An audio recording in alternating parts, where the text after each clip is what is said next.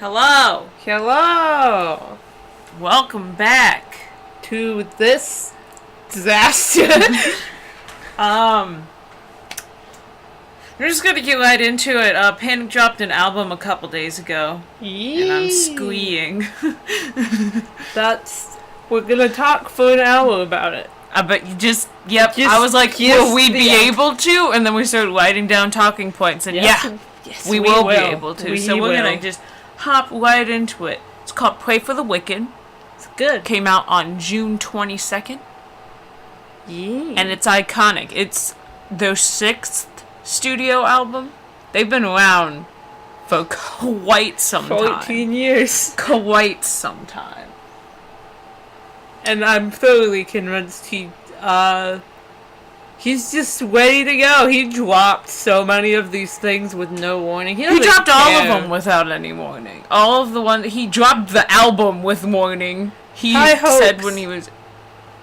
Remember he like tweeted before they released that he was like, high hopes for this week. Haha. Then everyone was like, you fucking bitch. Especially because they teased King of the Clouds. Like they did like a video about pop-up shows that they did, and then at the very end they pop-up shows with no warning. Yeah, no, they released the first 2 songs with no warning, and then they did pop-up shows with that. They did like a cryptic like Instagram live thing, which hinted at the date where they were going to be doing pop-up shows. But that is still basically without warning because you didn't know what it was. So. And then at the very end, they teased King of the Clouds, and then the next song they released was High Hopes, and not King of the Clouds. But they did give us warning for High Hopes. Everyone was like, how dare you. But I didn't know what it meant, though, because I didn't know there was a song on the track called High Hopes. I wasn't keyed into the... I did after a little... Like, I didn't at first. When I first heard it, I was just like, oh, I guess he's releasing a song. And then I was like, oh, there's a song on the track called High Hopes. How dare he? But yeah, the album at large, I believe, is a unique blend of a bunch of different styles and song structures. Yeah, it sounds like the general style of this album is like he took like the trumpet part of Death of a Bachelor, because that was like a thing. Yeah. There were a lot of trumpets in that one. There weren't really trumpets in any of the other, except Pretty Odd. Pretty Odd had trumpets. Pretty Odd had a lot of things. Pretty Odd had banjo in it. We don't count Pretty Odd. It's called that for a reason. Okay, Pretty Odd is great. You're right. But it had like, he seemed to really like that part, because for like the Death of a Bachelor tour, he got like a full scale like band of like trumpet and like saxophone. It was like brass, not just trumpets. Yeah. People to play on the tour, even in like songs that didn't really have that. So he seemed to really like that part, which has become quite apparent because he took that part, based like a style around that, and then mixed it in varying degrees with other styles, either from the old albums or from like throughout this album, I got very strong vibes from Death of a Bachelor, Too Weird to Live, Too Old to Die, and Vices and Virtues. Yeah. And I think that it's got like a bunch of... I feel like it's also very like centered around... Like different songs have very strong vibes from different like music eras. Like some of them have like that like 50s jazz. Some of them's got like that 20s and 30s swing. Some of it's got that like 70s and 80s pop. One. I feel like more than one. I feel like that a lot of them have like that kind of like vibe.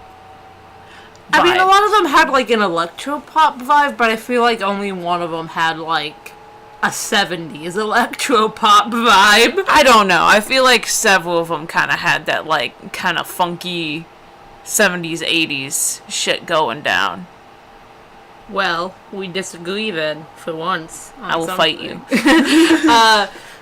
But now we're just gonna go talk about it. No, I have more random things to say. Jeez, fine. I feel like it's a concept album. Is it?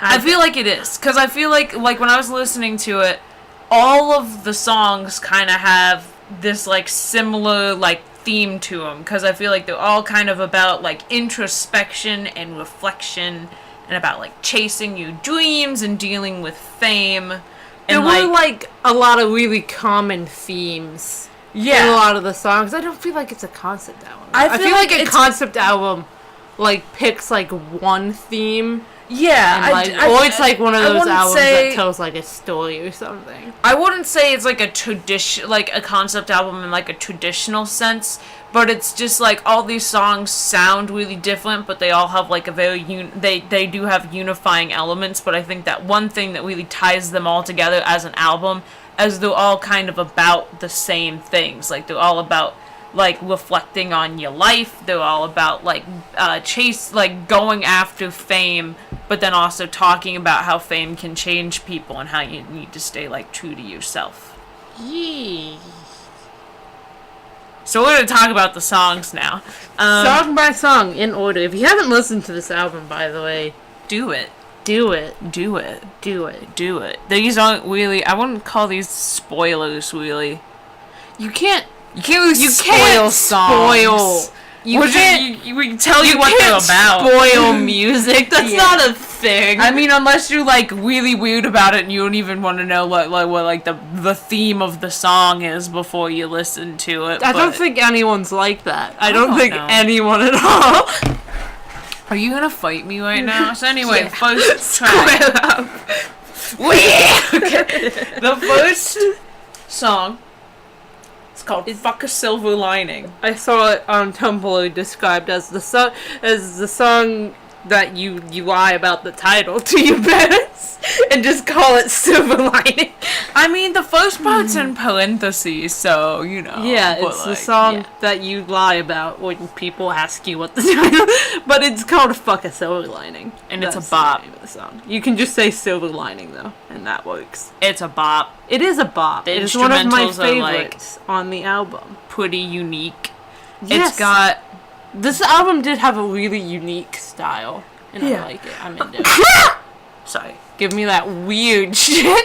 I love it. It had like a lot of like kind of weird transitional things, which a lot of them came from the Death of a Bachelor tour. Yeah, at the tour they played like when they were setting up for the next song because they had like really extra concerts with a bunch of special effects. They would play like weird stock music, I guess.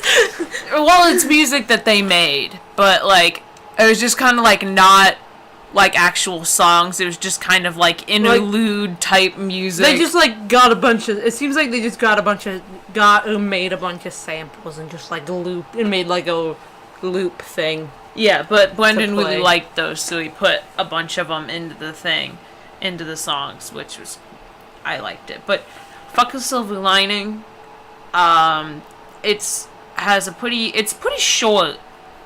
A lot of the songs on this album were pretty short. Yeah, that's like my one complaint. Needs to be longer. I need more of it. You either need to make the songs longer or you need to add more songs because there's only 11 and not one of them is 4 minutes long. I mean, literally, like, the other bands that have been released and stuff were, like, Watering Our Crops. Walk the Moon had a song on their new album that was over 6 minutes long, and then Brendan's just like, it's gonna be 3 minutes and 30 seconds or less. That's it. And I'm like, my guy, I need more. Like, Fall Out Boy only had like 10 songs on their newest album, but they were like pretty decent length songs. Yeah, we watched this girl, what is her name? It's like AJ, but her name's like AJ the Second, I think is how you would read it. Yeah, but her name's AJ. We watch her like react to music that we like sometimes. She's one of those reaction channels. Yeah, and she reacts to Play music. For the Wicked, and like at one of the songs ended, and she was just like, boy! Because it's like a really short, it was like 2 minutes and like 50 seconds long or something like that, and she was just like, you can't just do that to me, and I felt that. And so yeah, Fuck a Silver Lining, kind of short, interesting instrumentals, interesting like song structure, and then it's such like a good like high confidence album. Like, it's not saying, like, we discussed this previously, but, you know, it's like, you know that saying, shoot for the moon and land among the stars? No. He's shooting for the moon, and he's gonna land on the fucking moon. It's like a really inspirational song, but it's like in an aggressive way. In an aggressive way, and also in like a way that most inspirational songs are like, be happy, look at the silver lining. And the main line of the song is literally, fuck a silver lining, because only gold is hard enough. Which is basically like, why settle for a fucking silver lining when you can have something that's actually good? Yeah, I'm gonna read out exactly what I wrote. Shoot for the moon and land among the stars. Nah, son, I'm shooting for the moon and I'm landing on the fucking moon. Watch me. that song. So it's like, it's a very not what you would expect from an inspirational song, and I love it. A lot of inspirational songs are like, you know, go for your dreams, because even if you don't make it, at least you tried. But he's like, shoot for your dreams and make it. There's no alternative. No excuses. Do it. I love it. A lot of inspirational songs, I feel like, turn out to be like inspirational posters, which I hate. I hate inspirational posters. They're the worst. I'd get one that was just like, shoot for the moon and land on the fucking moon. Inspirational posters are so shallow, and I really hate them. Oof. But this is not one of those, and I love it. I love that message. I love the message of shoot for the moon and land on the fucking moon. Way better than the original quote, in my opinion. Yeah. So the next song is Say Amen, Saturday Night, and these two were the first songs that were released on or Saturday Night. Yeah. It's the alternate title. Saturday Night isn't. I feel like Saturday Night is like, that's the alternate title, but I feel like it's probably more fitting to the song, because they don't actually say amen in the song. They say amen a lot. That's it. They say, Mama, can I get another amen? Yeah. I mean, Say Amen is a pretty accurate title. I feel like Saturday Night is like the main line you notice. But they never gave a shit about normal song titles, so who cares? Yeah, they released both Fuck a Silver Lining and Say Amen on the same day. I remember it very vividly because they gave no warning. We didn't even know that there was an album coming out. That was how they announced it. Yeah, and I was sitting downstairs eating trail mix, and Glitch runs down, looks at me, and just says, Panic at the Disco. And I was like, was that all I said? I think you elaborated, but I kind of already got what you were saying. When I come down and just really excited and just stare at you and just say Panic at the Disco, you probably...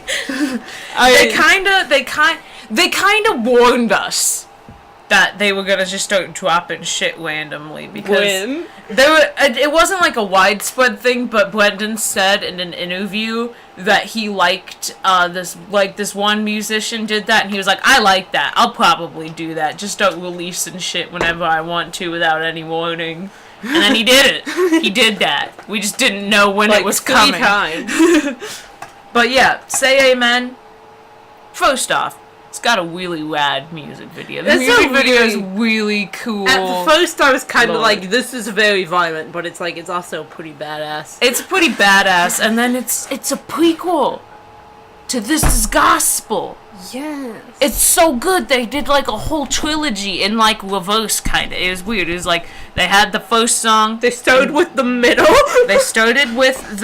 Probably because and then after that they did the end. So it was kind of like, okay, and they made it real obvious because it there was This Is Gospel, which is him like fighting on in a bloody shirt, and he's like fighting on like a gurney, and then he ends up dying at the end, and then at the end it's like, oh, it like shows the end of This Is God, and then in next one, Emperor's New Clothes, shows him dying. And then he's like, oh, I'm going to heaven. And then it's like, nope, he's going to hell. Which makes pretty reasonable considering in, like, the Say Amen music video, he murdered, like, 17 people. Yeah, so then you think, okay, that's the whole story. But then in Say Amen, there's, like, this whole news segment where it's, like, talking about how, like, this artifact was stolen and it was a bloodbath on the scene of the crime and how it has, like, mysterious powers, but it's, like, cursed or whatever. And then he has it. There's a bunch of fucking ninjas or whatever. And they weren't ninjas. They were robbers wearing socks with all their ski masks. Yeah. And this is completely unrelated, but they put this one video up on their YouTube video that was like them doing like a real trash and the producers of the music video, in order to like work, it's like storyboarding but with like an actual video instead of just panels, where it's like they go through shot by shot with just cheap ass effect, like no effects and just cheap ass like props the set's and not everything. set up. It's just like no costumes. They just kind of do it just to get how they want like the video to be shot. And they showed that, they put that up there, and it is just glorious. It's the funniest fucking thing I've ever seen, and I highly recommend watching it. But anyway, so there's someone like has to make out with a teddy bear. They find out that they have like that he has the key, and then he like. They attack him, he kills all of them, and then there's a girl, he starts making out with the girl. First red flag, she doesn't seem to notice or care that his house is destroyed, and they're making out basically on top of a dead body at one point. And then she realizes that he has the key, and then just beats the shit out of him with a baseball bat, and then steals it, and then at the very end, he's lying on the ground, there's police sirens going, he's wearing the same outfit that he does in This Is Gospel, and then, like, the heartbeat thing from This Is Gospel starts playing for just, like, 2 seconds. So it's not as obviously an addition to the story like Emperor's New Clothes was, but it's like, it was. You know it was. And I love that. Brilliant. They started with the middle, then went to the end, then went to the beginning. Probably because absolutely none of that was planned, because the 2 songs that made that beginning and the end had not been written when the music video when the first one came out. But anyway, I love it. But then the song itself. Sorry, you can go. The song itself is really cool. I think it's really punk rock. It is very punk rock. The music video is pretty fitting, even though the song isn't really like violent at all. But it's a badass song. It's a badass punk rock song. It's like got kind of introspective lyrics about like not turning into someone who you don't want to be, and just being yourself, and not like, caring about, like, basically being like, I'm a bad bitch. And then it's all wrapped up in a song that makes you want to dance and also simultaneously get into a bar fight. That's how I feel. It's good. It's a good song. Always a good type of song. I love it. It's great, iconic. One of my faves on the album. This one also has like pretty strong Death of a Bachelor vibes. Oh yeah, like it has like more of a techno element with like the intro.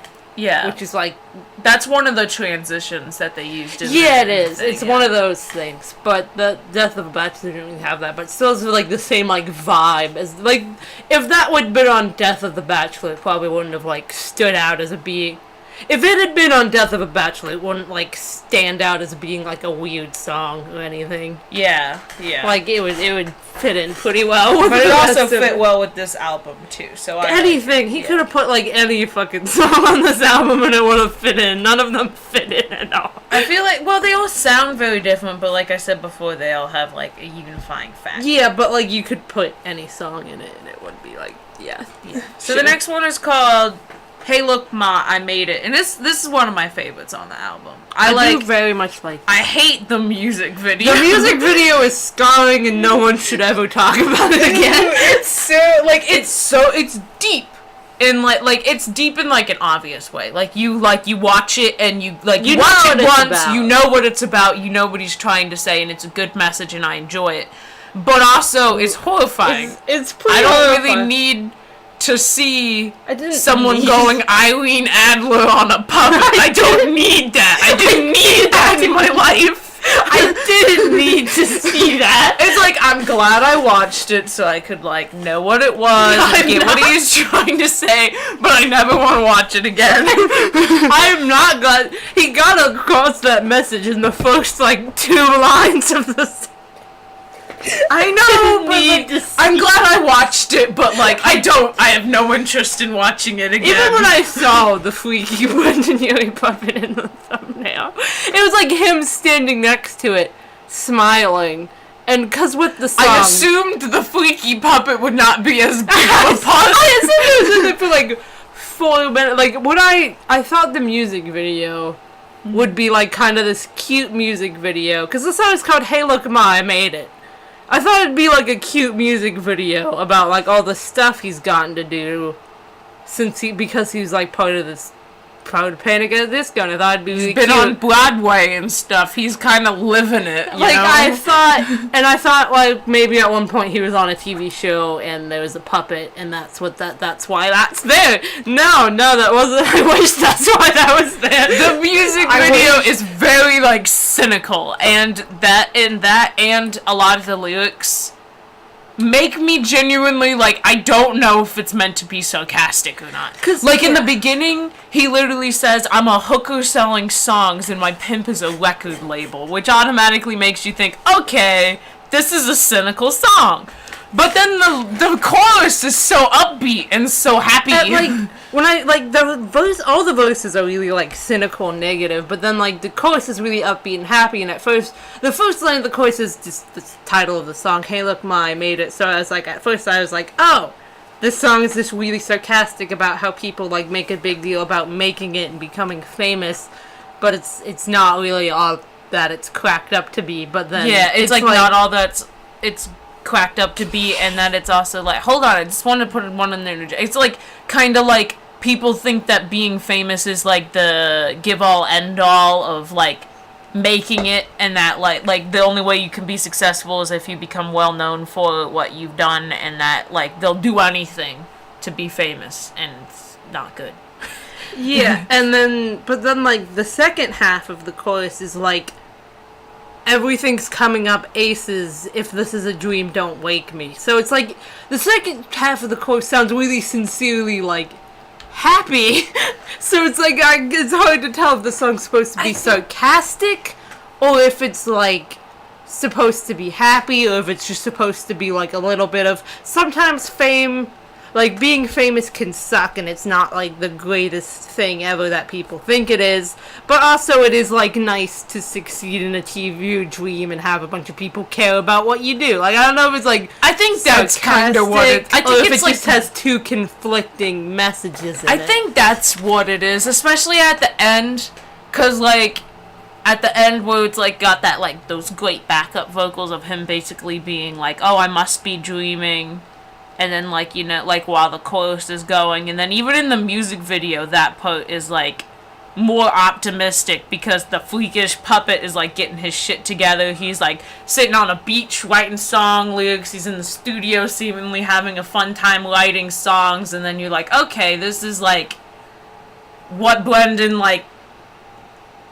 what, like, the good part of being famous, like, the good part of getting to, like, do what you love for a living. But at the very end of the music video, it kind of goes back to being cynical. So, like, again, I don't know.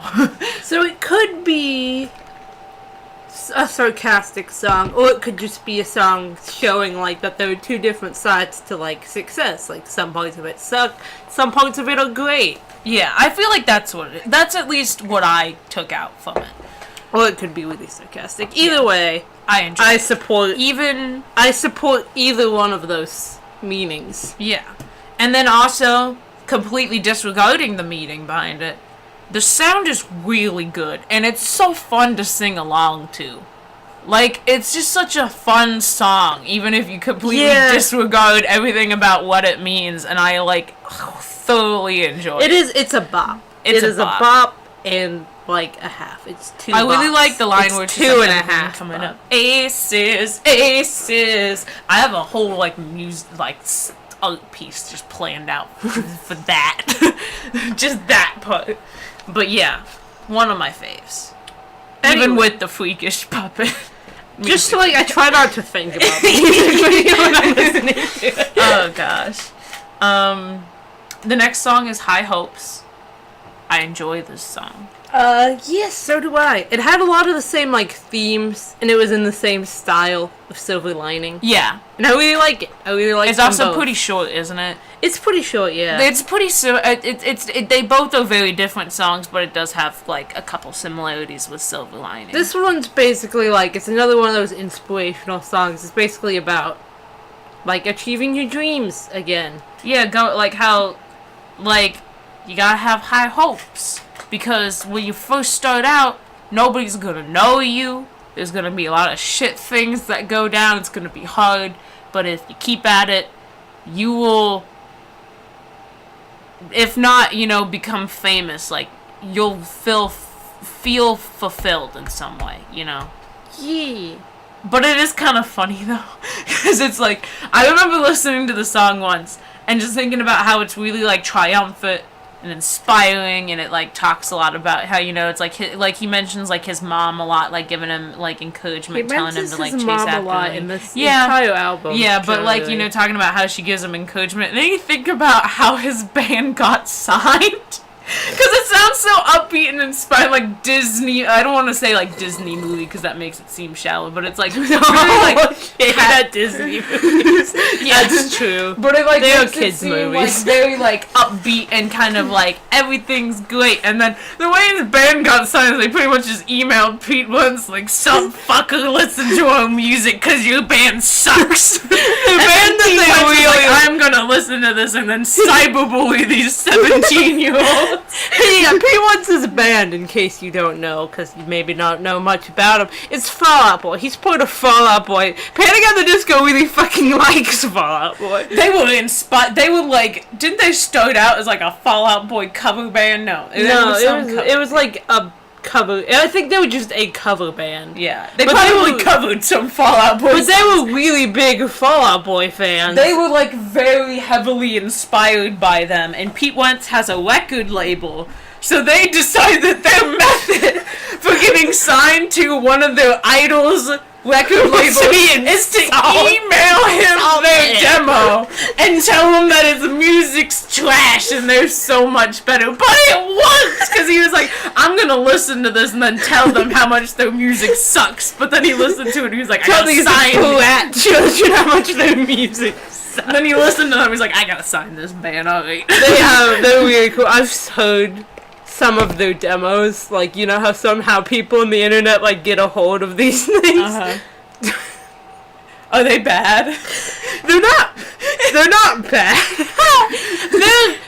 But they're not great. I can see why they signed them, because it was, like, clear through, like, it was clear that they had a lot of talent, but the production value is so shit. I mean, they were 17. Like, yeah, I get they why. They were younger than me. That's why I get why they got signed, because it was clear they had a lot of talent, but it was also clear they had, like, zero. They needed someone to throw money at them, because they were not going to be able to make anything on their own. It was like, the production value was pretty bad, but you could tell that they had a lot of talent, which I'm sure is why they got signed. Yeah. So anyway, that's what I think of when I think of High Hopes. I'll just be like, wow, this is so inspiring and bright, and then they pretty much just like tried to cyberbully Pete Wentz. That's how they made it. That's how they made it as a band. It worked. I love it. It worked. I love really it. well. I love it. Hold on, I gotta. Hold on. Wait. Okay, so like, what was the next one? Roaring 20s. Right. One of my faves. This was to be expected. I really dig the 20s aesthetic, and naturally, because it was called the Roaring 20s, it kind of had like a swing 20s aesthetic. It sounded to it. like 20s music. I would have been very disappointed if it didn't. Yeah, so would I. I do love it when people do stuff like that. Like, something about like the title of the lyrics connects to the actual music. Mm-hmm. Like how AJO's song 3:30 is 3 minutes and 30 seconds long. Yes, I love it. But yeah, it's an absolute bop. Makes me like want to bop. 20 swings. One of my faves. It is one of my faves, and I think it's. I think it fits in with the theme of the album. It's kind of like a reflection on, like, because it's called Roaring 20s, but it's about Brendan's 20s, like the decade of his life, and he's like very like him basically reflecting on that and how that's supposed to be like the highlight of your life, and just basically being like did a lot of cool shit, also kind of just want to go home, take a nap for a lot of it. Apparently a lot of it was about Broadway. Yeah. And how... Because like, he was, like, reflecting on his 20s. And, like, basically one of the last things he did in his 20s was perform on Broadway in a musical. Which is a rad thing to do. Yeah, and then there's, like... One of the lines was just, like... And I'm on the rooftop with curious strangers. This is the oddest of summers. Which is just kind of, like... Kind of just feels like he's just sitting there reflecting. He's like, this has been some wild shit, hasn't it? Yeah, that's basically what that... And I mean, like, the last, like, decade of his life has basically been, like, most of his, like, he got signed when he was 17, so for his 20s he's been kind of famous throughout his entire 20s. Yeah. And that's been when, like, a lot of the cool shit in his life has happened, so he's kind of reflecting a lot on that. And then also, I mean, just, like, the line, roll me like a blunt cause I want to go home. That's iconic. Interesting. Don't know what it means, but, like, iconic. I know that later in the song, he just says, roll me a blunt cause I want to go home. Which that makes more sense. That makes more sense. Like, I want to go home, but I will take some weed. Yeah. As you were saying, though, wish you would have made a Great Gatsby reference. Yeah, in this song, he makes a bunch of, like, he makes, like, a few literary references, like, he references Telltale Heart and Lord of the Flies, and it was called The Roaring Twenties, and he didn't reference The Great Gatsby. Terrible. Like, come on. Maybe he did, and we just missed it. I gotta, like, look up the lyrics. I'll do it later. I looked up the lyrics. I thought I heard something about, like, him being like a green light or something like that. Maybe. Would have been a reference to Great Gatsby. So I have to, like, inspect the lyrics further. Who's texting me? Shut up. Anyway. I really like the one lyric from the second verse. Like, everyone here is a trophy. I don't know. I like it. I like it too. Because it's basically like, wow, a lot of famous people are really fucking shallow. Because it's basically like everyone here is just, like, defined by, like, their awards and shit. I like it. And I'm sipping buzz. Give me that, like, uncertain. Give me that cynical shit. I know. I also really like the line, maybe I'm overjoyed, maybe I'm paranoid. I don't know why. I really like it too. I really like this song. I really like the lyrics. What a bop. Yeah. It's a good song. Yeah. The next song is Dancing's Not a Crime, which I looked up the lyrics while we were looking at the talking points, and apparently there's a song in Footloose that's called Dancing Is Not a Crime. So basically he probably named it after a song from Footloose. They're finally living up to the disco part of their name. Yeah. This song. Very 70s. Yeah, this song is very 70s and 80s to me. I think it's supposed to be. It's got a lot of references. It's got, like, 3 references to Michael Jackson in, like, the very beginning. In my I'm ear. sorry. Because there's, like, in the very beginning of the song, I didn't catch this, but when we were watching the girl that we mentioned earlier react to it, she said that, like, the part of the beginning, like, the person talking or whatever, saying something, I can't remember how it goes, sounded like young Michael Jackson. And then he says, and then, like, the first line is, I'm a moonwalker, I'm like MJ up in the clouds. So that's, like, 3 Michael Jackson references just pow, pow, pow. Was she saying that the person talking at the beginning, what it sounded like? I thought she just said that the song sounded like a Michael Jackson song. Maybe that's what she said. I don't know. Anyway, it's very 70s and 80s. It's very a bop. It is a bop. And I'd say that it's... I think it's kind of... It doesn't really fit in the theme that I've noticed, like, the other things have. Like, it's less introspective than the other songs, I think. It's still really happy, though. It's a very good song, and I enjoy it a lot. But it's a lot more about, like... It sounds a lot more like... It kind of reminds me of a song from Death of a Bachelor again. I don't know why. What song? Well, like, not like how it sounds, but, like, just, like, where he's just, like... I'm still uninvited, I'm still gonna light it, I'm going insane and I don't care. Yeah, that sounds like something that would be a lyric in a Panic at the Disco. Yeah, so it wasn't quite as like reflective. In a Death of a Bachelor song, I just said it sounded like a lyric that would be in a Panic at the Disco song. Probably because it is a lyric in a Panic at the Disco song. Yeah, it's more of like it's just more like kind of lighthearted and less about like reflection than I think the other songs are, which isn't a bad thing. It's just an observation that I made. I like it. Yeah. I do like songs that are like really introspective and deep, but it's not a requirement. Still a bop, regardless. It's probably, I don't know the lyrics well enough to make a full judgment. Yeah, that's why I looked up the lyrics, because I was like, I don't know them very well. I didn't know them very well. I was kind of just like, I can't make an opinion on this song right now. And then I looked at the lyrics and I was like, I see. I remember what the song's about now. The next song is One of the Drunks, which is another one of my favorites on the album. Ooh, I really like One of the Drunks. Which when I read the title, I was like, okay, I did not expect to like it as much as I did. Yeah, it high-key reminds me of Too Weird to Live, Too Weird to Die. It has that same kind of like monotone, slightly kind of like spooky, unsettling kind of vibe as like Far Too Young to Die and Girl That You Love. It sounds like it belongs with those songs. And then lyrically it reminds me of Don't Threaten Me with a Good Time, just a little less enthusiastic about it. More like, it sounds like he's like looking back on when he was like, woo party, don't threaten me with the good time, and he was just like, that shit was wild, I wanna take a nap. Yeah, like not it's like he's with like kind of like looking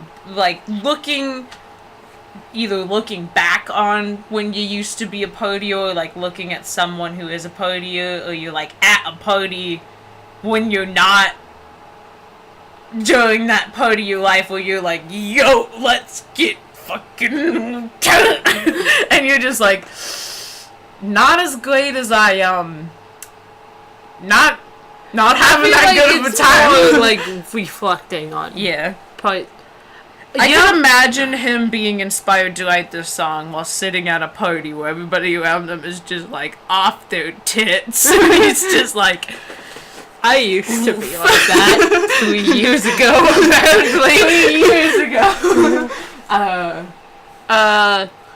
You talking about how it sounds a lot like Too Weird to Live, Too Weird to Die explains, because when I heard it, I thought it just sounded like really Panic at the Disco. And I didn't know why it sounded so Panic at the Disco.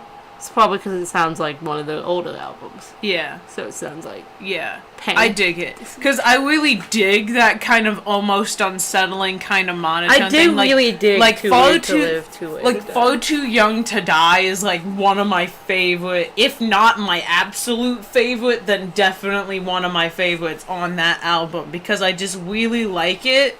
I just really like that aesthetic. I'm here for it. True. I love it. So, next is The Overpass. Yeah. I don't have all too much to say about The Overpass. I'm not really sure what it's about. Neither am I. It's a very interesting song. It is very interesting. It has really cool instrumentals, which sound very like 20-ish too. Like very much like 20s swing. It's got, for me, a combination of like a 1920s Broadway vibe and a 70s vibe. Because that part where they're like, let me say something. It's very 70s. That part's very 70s. I feel like overall, though, it sounded very like 20-ish. Yeah, I feel like during the chorus, it had a little bit of like that 70s. I feel like, well, not really more like like in between the chorus and like the second verse where it was kind of just like bopping. That sounded very 70s to me as well. It's a very interesting combination of electro pop and swing music. I mean, electro swing is a thing. Yeah, but it's not. It wasn't really electro swing. It was like, it's not like electro swing takes like electro music and like some instruments from swing and makes it like swing music with it. Yeah, this one's like parts of it are swing music and parts of it are electropop, and they just like stitched them together. It's a really weird, for me it's a really weird combination of like a 1920s Broadway song and like a 70s pop song. And you wouldn't really think that it works, but it works. You know? I dig it, but like, it's not as straightforward as the others, in my opinion. Like with the other ones, I felt like I listened to I heard the title and I listened to the music and I like knew pretty much immediately what the main like purpose of the song was. But then with Overpass, I feel like it was more like some of the older songs where you listen to it, you're not 100% sure what it is they're trying to say. It kind of mixed in a bit of that pretty odd nonsensicalness. It doesn't make much sense. I think I read the lyrics. It doesn't make... I need to look up the lyrics. I'm going to look it up right now. The voices kind of make... it. I think it's about a relationship. That part's pretty clear. It doesn't make a lot of sense. Yeah, I'm going to look at the lyrics right now.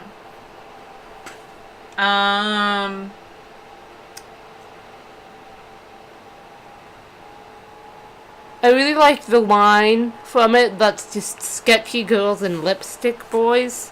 I don't know why I like that so much. I thought it was sketchy girls in lipstick and then just a word that I couldn't make out. But no, it's sketchy girls and lipstick boys. I like it. It does seem I have like a art thing planned around that. Yeah. I do think it's about a relationship. I just realized that in like the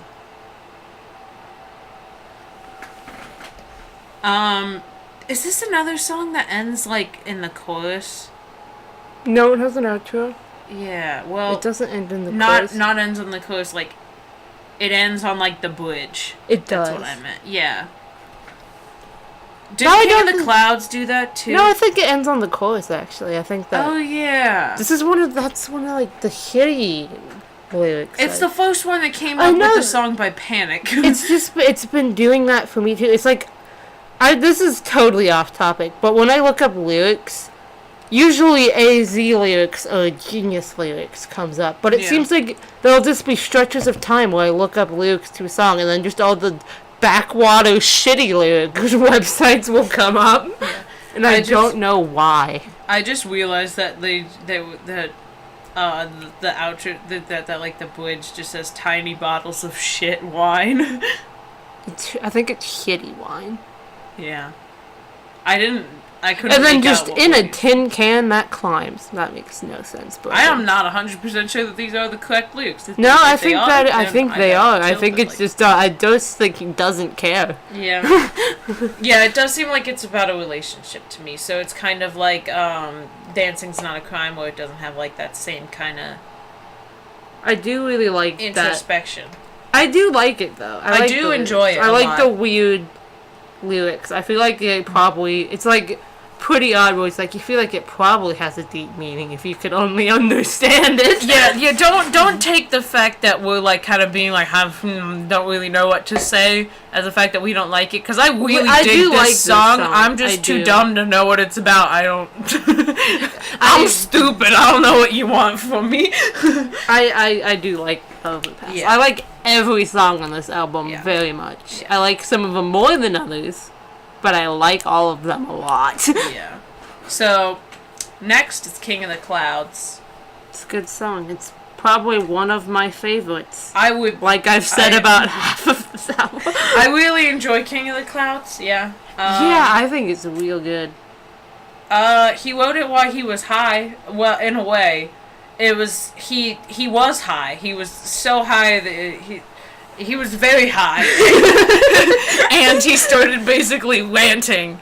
And about was it like a producer space he was with? It was someone who helps who, like, works on some Panic at the Disco music with him because he doesn't have any other band members. He just, like, whipped out his laptop and started writing down everything that Brendan said. He didn't even notice. He was too high and too busy ranting about space. Was too high to notice someone took out their whole ass laptop and was writing down everything he was saying. And then they made that into a song. And then when he sung it for the first time, he was high as well. Because they made the song on the last day they had to finish the album. Their deadline to give it to the record label was that day. I'm glad he just got high that day. I'm glad it was like gonna turn in my new project. Just gonna. Well, I think they just started writing the song. They started writing the song, but I mean writing down his high ramblings the day before. Ooh. Ooh. And they made the song the day after. That's like peak bullshitting your way through an essay and getting an A on it. It's like they crammed that thing in at the last minute and it was a banger. I think they had the instrumentals already. Yeah. And then they made this, and then they finished the song. Yeah, I like it. It kind of has a little bit of Vices and Virtues vibes. It does have a strong Vices. Yeah. Does it? This is the song that has like that kind of like the crescendo. The crescendo, which sounds straight out of Nearly Witches. The creepy crescendo, yeah. Nearly Witches is also one of my favorite Panic songs in general. I really like songs that have a creepy aesthetic. I don't know. Like, I really like Blood by Michael more than I should. I really like all the Panic songs that kind of have like that kind of like... Yeah. That kind of have like a really like monotone, unsettling sound, or just kind of like the like spooky. I don't know. I don't know. I'm weird. But I really like King of the Clouds. It ends very weirdly, which I appreciate. It is deep. Considering he was high. It's deep, and then for some part of it, kind of has like that fake deep vibe. I mean that in the best way possible, but like when he's just like, I don't trust anything, I don't feel anything at all. It sounds deep, and then you think about the fact that he was high when he wrote it, so it's like, is that him being deep, or is that him being like, I don't know, man, I'm so high, I've gone completely numb, and then whoever was writing down the stuff was just like, we can make this poetic later. Like, like just the fact that he was high makes me think it's like, was he so high that he just like transcended the like into like the fifth dimension and just like obtained inner peace and started getting really deep and wise, or was part of it just him like spouting shit, and then they were like we can make this poetic. I don't trust anything or anyone below the sun. Sounds deep as well. Yeah. And it kind of might fit into like some of the themes of like the other songs about how like when you're famous you get a lot of like fake friends. Yeah. And everyone's like shallow. Or it could also be that he's paranoid because weed makes you paranoid. Yeah. So, that's... Yeah, that's what when I said fake deep, that's what I meant. It's like, it seems really deep in a lot of places, and it probably is very genuine deep, but then some of the lyrics, I'm like, is this him being deep, or was that him being high? And they were like, let's make this poetic. It's maybe a little bit of both. Either way, I enjoy it. It ends pretty weirdly. It ends on like the bridge again. Yeah. Again, I was like listening to it, and I was like, it's the bridge. And then it was over, and I was like, okay, it's not the bridge. The overpass doesn't end on the bridge. Yeah, it doesn't. It doesn't. King of the Clouds ends on the bridge. Which I guess technically makes it the outro, but it ends on the bridge. Shut up. They don't give a shit about standard song form. Yeah, they don't. Don't take my creepy song. Give it back. That's gonna make no sense to anyone. Good, give it back. Alright. I enjoy it. Why'd you just try to whip this? I don't know. I wanted to hold it. I just grabbed it without thinking about it. I was like, I want that. I didn't think it through all the way. I'm an asshole, what can I say? The next song, moving on past that, is Old Fashioned. I really like Old Fashioned, but it also makes me really emo. That makes it better. It makes it better. It's like... I love the songs. It reminds me... It has kind of the same kind of theme as, like, Memories, I feel like. It has the same kind of theme as, like, Golden Days, too. Yeah. But the thing is that, like... Which I love. Golden Days and Old Fashioned. I really like Memories, but I skip over it a lot because it just makes me, like, too emo, and I'm like, I'm trying to draw, I don't need this right now. But, Old Fashioned and, like, Golden Days, because it's, like, Memories was very bitter, in my opinion. It was very, like... It didn't sound bitter. It didn't sound bitter, but, like, when you listen to the music, it's like, oh, these people... They were, like, so in love, and then everything fell apart, and they're, like, you know, it's like, oh, how could I, like, let this pass me by, and how could I have let myself forget it's very these things sad. that were... Yeah, it's very, like, sad, and I'm like, ooh! It's beautifully depressing. Like a streetcar named Desire. I'm gonna hit you with something. But, like, the old-fashioned and Golden Days kind of have that same, like, message, but in, like, a more positive, in, like, less of a, like, how could I let this pass me by and now everything fucking sucks? It's, like, more of a, like, these have been great times, don't forget them. And remember how great they've been. It makes me emo, but I can still, like, listen to it without being like, ooh, Memories too close to home. Like, these were such great times, and I'm kind of forgetting them. And then these ones were like, these have been such great times, don't forget them. I really love Old Fashioned. It also has, like, really cool instrumentals. Yeah. And I didn't notice, it starts really weirdly. It starts like a bad hip-hop pop fusion, but it doesn't stay that way. Me kind of, like, knowing that it doesn't stay that way has made me, like, been able to enjoy the intro a lot more. Yeah. I'm like, look at that fresh and funky, haha, no, it's bad, let's move on. It's like, I like it. I like that intro. If that was the whole song, I'd probably, in the rest of the song, if that was, like, the whole song, or, like, the lyrics weren't as good, I'd be like, who? But when it's just the intro, it's just kind of like a weird, quirky Panic at the Disco thing that I can, like, kind of... It's endearing to me. That instrumental and the verses, I think. Yeah. They just add so many, like, other, like, brass instruments and, like, guitar and stuff that, like, it blends in well and actually sounds good. Unlike most songs that have that kind of... Yeah. Start and then it just sucks. But, no, it's really good. And then, like, the verses... It has, like, that kind of, like, synth drum beat thing in, like, the verses and stuff, along with all the brass stuff. And then, like, the chorus is very jazzy. Yeah. And it's, like, a pretty, like... They're pretty different sounding. And I didn't really notice that, because Panic at the Disco does that shit all the fucking time. Just constantly. That's just how they write songs. Yeah. Then we were watching that one girl, AJ, react to them.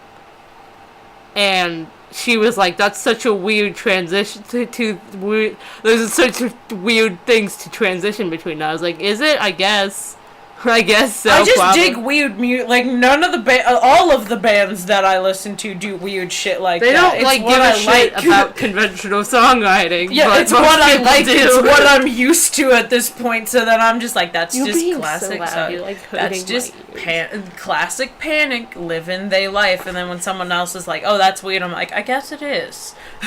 I like it, though. I like it better that way. Yeah, it sounds very cool. Starts very Makes weirdly. Me emo. I enjoy it. Yeah. One of my favorite songs probably ever now. Yeah. The last song on the album. I'm looking at what you wrote down for it, and, like, honestly, mood. It's called Dying in L.A. It's not what I expected it to kind of be... when I, like, read the song tracks, I expected it to kind of be, like, more, like... I expected it to kind of be like One of the Drunks. Like, I expected One of the Drunks to be a completely different song, and then I expected what One of the Drunks was to be what Dying in LA was. Like, I expected it to be kind of, like, cynical, like a cynical take on, like, the party life in LA. Glamour kind of thing in LA. No, it's just beautiful. It's beautiful and it's sad, beautiful. That's all I wrote. It's beautiful. Emo. It's beautiful. Yeah, she just wrote beautiful seven times and got more aggressive every time. It is beautiful. It's like It's beautiful sound-wise, it's beautiful lyric-wise. It's just him playing the piano and singing, which is always the best thing. Just hearing Brendan Urie just singing is great. I know, like Impossible You, the piano version of This Is Gospel. Beautiful. Those are songs that I love so much because it's just pretty instrumentals. And they get some like violin up in there and Dying in LA. I know, and then it's just him singing his heart out, and he's such a good singer, so it showcases his vocals beautifully, and the music is beautiful, and the birds at the end of it are beautiful, and it's like it's such a good end to an album. Such like bittersweet because it's like kind of like hopeful and also kind of like sad. It's like sad and hope. Yeah, it's like talking about going to LA to pursue your dreams, and how it's like how like wonderful it is, and how like awestruck you are, but then also how you can just like fade away into obscurity and not get noticed, and your dreams may not come true and everything, but it still sounds so hopeful. But it's beautiful. It's so good. It makes me feel things. I love singing along to it. It's so good. Beautiful. It's so good. It is. It's so good. He seems to be developing a habit of ending the albums on like a really kind of sad-ish piano song. Like the last 3 albums have ended that way. Really? Too Weird to Live, Too Weird to Die ends on The End of All Things. Oh, Death right. of a Bachelor ends on Impossible You, and this one ends on Dying in LA. I hope he continues. Yeah. Do it forever, please. Yeah. Please. I love it. It made me feel like that every album ends on like the sad song, kind of. You know? Well, like when we got, Folia Do, I automatically expected Wanna Catch Donnie to be the last song I thought of the it album. was. And it's just in the middle, and I'm didn't like, you show telling me? They really should have put it at the end. I forget what song Folia Do ends on. I think it ends on, does it end on 27? That'd be a strong end. I can't remember. Let me look up the track list. It's gonna bug me now. This is, like... A lot of albums end on, like, the sad song, or at least a really emotional song. Like, yeah. Mania ended on Bishop's Knife Trick, which I don't really think it's a sad song. It's kind of... It's slower, though. It's, like, a bittersweet. I really like Bishop's Knife Trick. It's one of my favorite songs. I really like that one. Me too. I like the emo ones. Yeah. Let's look up the track I looked up the track list, and it didn't... Oh, there it is. It's on Genius, because Genius always come through for the art nerds. Okay. Oh, this is the deluxe edition. Oh, the deluxe edition starts on Lullaby? Lullaby is a hidden track. It is? What? I'm not sure if it's on every copy of it, but apparently it's like if you reverse, like hit like the Go One song back at the beginning of the CD, it plays Lullaby if you have a version with it. We gotta try that the next time we listen to Folia Do. The last song is West Coast Smoker. That's pretty strong. That's a pretty strong end. Pavlov is not on any CD, I don't think. Pavlov's so good, though. But anyway, that's completely unrelated. Yeah, anyway, I like strong ends to an album, and Dying in LA... Strong end. Strong end. I adore Dying in LA. It's beautiful. You just have to listen to it. Yeah. If you don't want to listen to any if you're going to only listen to one song, listen to this one, because you won't. I remembered another song from Too Weird to Live, Too Weird to Die that reminds me of one of the drunks. What? Casual Affair. Right. Anyway. That's all we've got to say, basically. Except the album art is very pretty. Ooh, you're right. It is. That's the aesthetic. But anyway, we talked about this for an hour successfully. Haha. About 50 minutes. I doubted us, but we You succeeded. are peeking on microphone. Okay, no. Very hard. I'm sorry. Anyway. We both are. Yeah. We need to adjust our microphone, I think. Oof. Okay, well, anyway, this has been our discussion on, Pray for the Wicked. Play for the wicked on the weekend. Mama, can I get another amen? Oh! Okay, no, we're gonna stop this.